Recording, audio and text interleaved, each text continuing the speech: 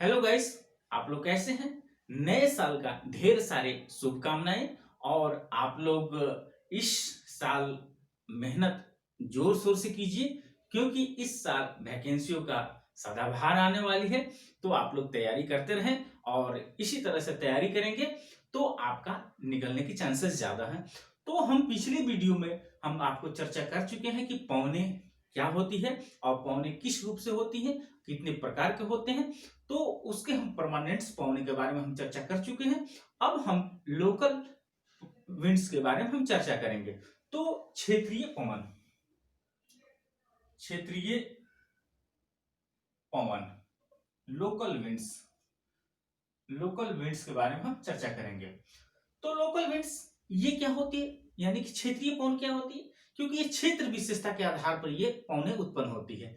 तो कहीं पे यानी कि जब सूर्य की प्रकाश जब धरातल पर पड़ती है, तब धरातल की आसपास की वायु क्या हो जाती है, गर्म होकर फैलने लगती है और फैलकर ऊपर की ओर उठने लगती है।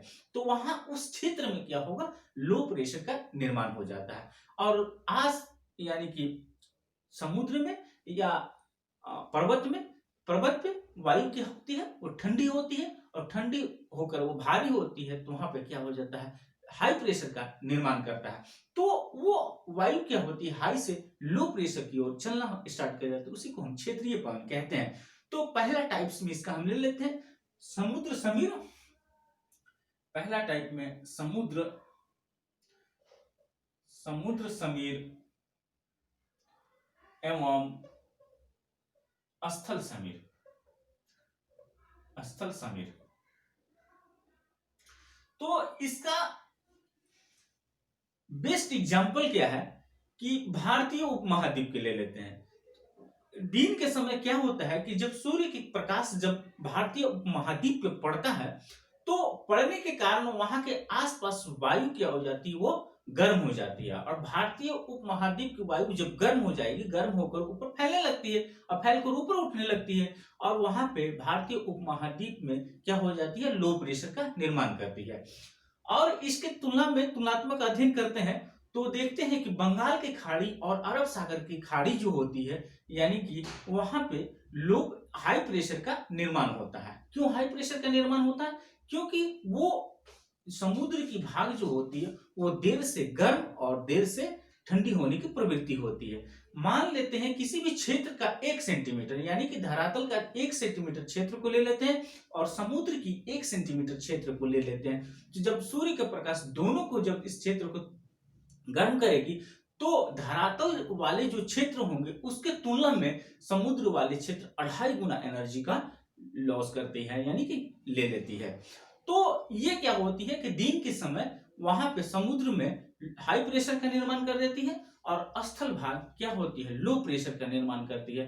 तब क्या होती है, समुद्र से भारतीय उपमहाद्वीप की ओर पवनें चलना शुरू कर देती है। तो देखिए इसका फिगर किस प्रकार से होती है।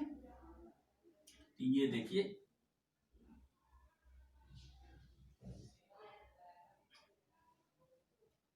ये देखिए स्थल हो गया, ये हो गया समुद्र हो गया,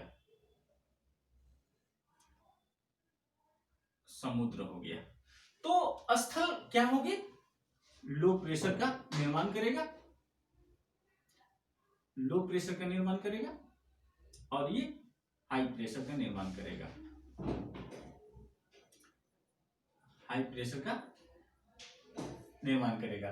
तो क्या होगी, दिन के समय इस तरह से पवनें चलना शुरू कर देगी। ये हो गया दिन के समय, दिन के समय।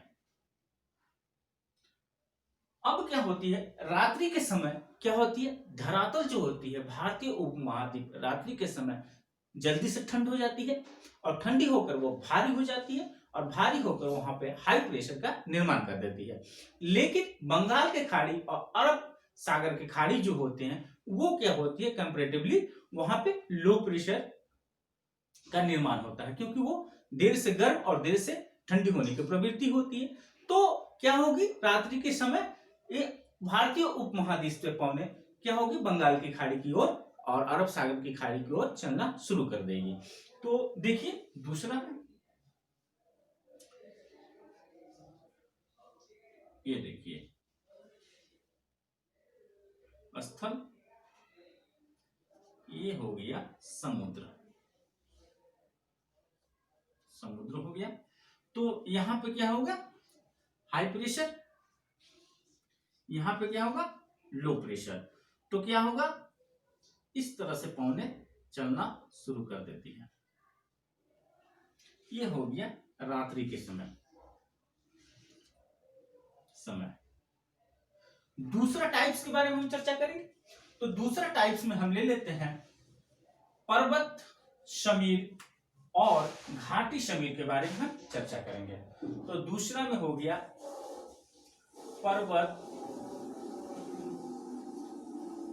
पर्वत शमीर एवं घाटी शमीर। तो इसमें क्या होता है कि दिन के समय पर जो घाटी शमीर होती है, तो दिन के समय में क्या होती है, सूर्य की किरणें जब पड़ती है तो घाटी वाले जो वायु होती है वो गर्म होकर क्या होती है, ऊपर की ओर यानी कि उठने लगती है और पर्वत की ओर बढ़ने लगती है। तो आप कहीं कहीं आप देखेंगे कि पर्वतीय क्षेत्र में दोपहर में 12 से 2 बजे या 1 बजे करीब वहां पे बारिश करा देती है। यही कारण है कि वो बारिश करा देती है। तो देखते हैं इसका फिगर क्या होगा। तो ये देखिए,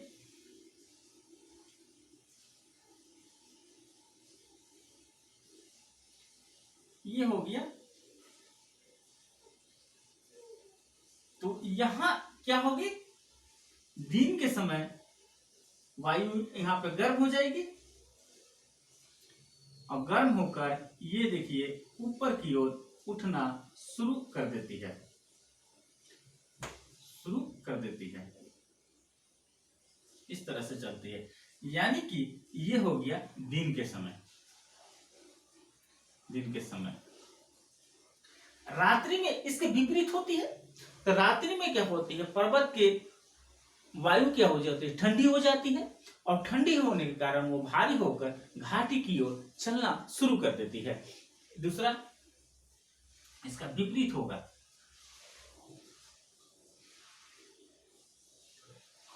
ये देखिए, ये क्या होगा, रात्रि के समय पौने अब घाटी की ओर चलना शुरू कर देगी। ये हो गया रात्रि के समय, रात्रि के समय। अब हम तीसरा क्षेत्रीय पौने के बारे में हम चर्चा करेंगे। तो तीसरा पौने जो होंगे वो फान होंगी, फान। तीसरा पौने फान होगी, तीसरा पौने फान। ये पौने क्या होती है कि आल्प्स पर्वत के आसपास के क्षेत्र में चलने वाली पौने होती है। और इसकी कैरेक्टर क्या होती है, इसकी गुण क्या होती है, यह उष्ण और क्या होती है, शुष्क होती है। तो जब ये पौने चलती है तो सबसे ज्यादा उस क्षेत्र में स्विट्जरलैंड को प्रभावित करती है और स्विट्जरलैंड को प्रभावित करने के कारण वहां के आसपास के जो अंगूर के जो फसलें होते हैं वहां को पका देती है। और जब ये पौने जब चलती है तो वहां के बर्फ को पिघला देती है, इसलिए वहां के चारागाह के लिए भी ये महत्वपूर्ण भूमिका निभाती है। तो चारागाह कैसे उत्पन्न होंगे, तो होती क्या है कि जब बर्फ पिघल जाएगी तो वहां पे क्या हो जाती है, मिट्टी में खाली हो जाती है और आर्द्रता और सारा चीज मिलकर वो चारागाह यानी घास का निर्माण हो जाता है। अब हम नेक्स्ट पौने के बारे में पढ़ेंगे, चिनुक। चिनुक, तो ये पौने जो है ये क्या होती है, ये भी शुष्क और उष्ण प्रवृत्ति की होती है। और ये क्या होता है कि रॉकीज यानी कि उत्तरी अमेरिका के रॉकीज पर्वत के क्षेत्र में चलने वाली होती है और प्रेरी क्षेत्र में ये चलती है। तो जब ये पौने जब चलती है तो प्रशांत महासागर से वो क्या होती है कि आर्द्रता ग्रहण कर लेती है और आर्द्रता ग्रहण करने के कारण वो रॉकीज पर्वत के पश्चिम की ओर खूब बारिश कराती है और पूर्व की ओर सैडोजन जोन का निर्माण होता है। इसलिए वहां पे यानी कि वृष्टि छाया हो जाता है, इसलिए वहां पे नथिंग के बराबर बारिश होती है। नेक्स्ट पौने क्या होती है, पचवा हरमट। देखिए, हरमट हरमट का नाम ही मतलब हरने वाला। ये पवन क्या होती है कि अफ्रीका के सहारा मरुस्थल से चलने वाली, दक्षिण की तरफ चलने वाली ये पवने, ये बहुत शुष्क और क्या होती है, उष्ण होती है। और गिनी के आसपास, गिनी तट के आसपास के क्षेत्र की क्या होती है, वहां के मौसम क्या होती है, आर्द्रता भरी होती है, पूरे आर्द्रता भरी, और जलवायु भी आर्द्रता भरी होती है। तो ये पौने क्या करती है, वहां पे चलने के कारण वहां की आर्द्रताएं को सोख लेती है। तो जब आर्द्रता सोख लेगी तो वहां की ह्यूमिडिटी कम हो जाती है, इसलिए वहां के आसपास के जीव जंतु और क्षेत्र जो होते हैं क्या कि खुशनुमा माहौल हो जाती है। इसीलिए इस पौने को गिनी की तट पे डॉक्टर पौने बोला जाता है। डॉक्टर पौने इसीलिए बोला जाता है क्योंकि वो मौसम को सुहावना रूप दे देता है, और सुहावना होने के कारण वहां पे खुशियां हो जाती है और रोग पीड़ाएं कम होने लगती है। इसलिए इस पौन को डॉक्टर पौन कहा जाता है। अब नेक्स्ट पौने क्या होंगे, छठा सिरोको। सिरोको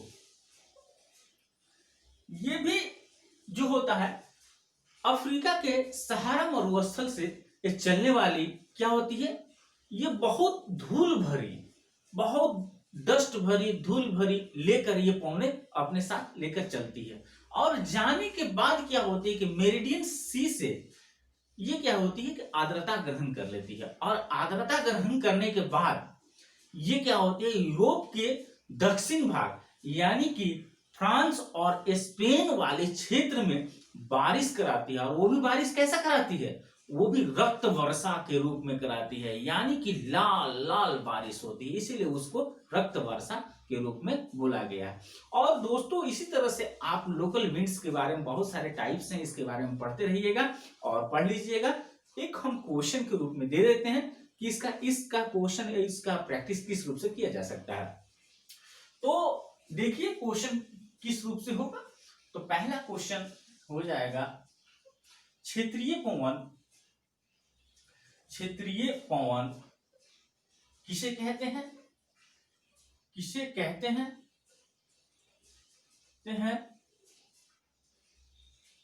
एवं समुद्र समीर, ये स्थल समीर, स्थल एवं समुद्र समीर, समुद्र समीर तथा घाटी, घाटी समीर को समझाएं, समझाएं। इसको आप लोग 200 से 250 वर्ड्स के रूप में लिख लीजिएगा, और इसी तरह से आप लोग लिखते रहिए। और बहुत सारे हमारे पास वो आ रहे हैं पीडीएफ के रूप में, वो बहुत अच्छे प्रयास है, और इसी तरह से प्रयास करते रहिए क्योंकि 2021 पार नहीं जाना है। ठीक है, थैंक यू।